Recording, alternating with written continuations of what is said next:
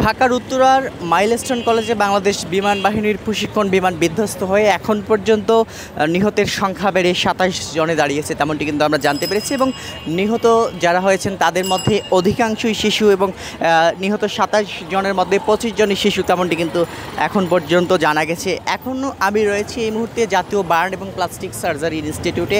আপনাদেরকে যদি একটু বলে রাখি, এখনও এখানে রাজধানীর বিভিন্ন জায়গা থেকে আহত রোগীরা আসছেন, বিভিন্ন হাসপাতাল থেকে, যাদেরকে গতকাল রাজধানীর উত্তরা সহ আশেপাশের যে হাসপাতালগুলোতে ভর্তি করা হয়েছিল এবং যাদের অবস্থা আশঙ্কাজনক, তাদেরকে আজকে নতুন করে আবারও জাতীয় বার্ন এবং প্লাস্টিক সার্জারি ইনস্টিটিউটে নিয়ে আসা হচ্ছে। এবং এখানে এখন পর্যন্ত স্বজনরা এসে আহাজারি করছেন, তার প্রিয় সন্তানের খোঁজে এসেছেন, প্রিয় সন্তানের চিকিৎসা হচ্ছে এখানে।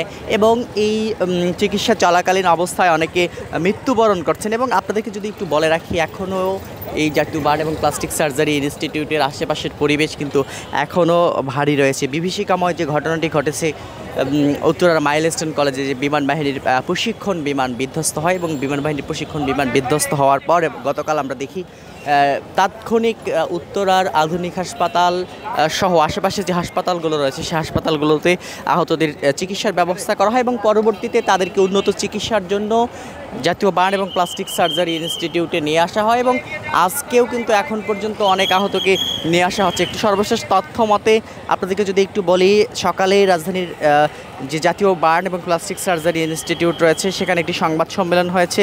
এখানে স্বাস্থ্য ও পরিবার কল্যাণ মন্ত্রণালয়ের প্রধান উপদেষ্টার বিশেষ সহকারী অধ্যাপক ডাক্তার সাইদুর রহমান তিনি নিশ্চিত করেছেন যে নিহতের সংখ্যা বেড়ে ২৭ জনে দাঁড়িয়েছে, তার মধ্যে ২৫ জনই শিশু রয়েছে। গতকাল দুপুর ১:৩০টার দিকে বাংলাদেশ বিমান বাহিনীর একটি বিমান F-7 BGI উত্তরার মাইলস্টোন কলেজের একটি ভবনে বিধ্বস্ত হয় এবং এই ভবনের যে ভবনটিতে বিধ্বস্ত হয় ওই ভবনটিতে মূলত প্রাথমিকের শ্রেণীকক্ষগুলো ছিল, ক্লাস 1 থেকে 5 পর্যন্ত এবং 10ম শ্রেণী পর্যন্ত ক্লাসরুম ছিল। মূলত ছোট ছোট বাচ্চারা ওই বিল্ডিংটিতে পড়াশোনা করছিল। এবং আমরা যেটি জানতে পেরেছি যে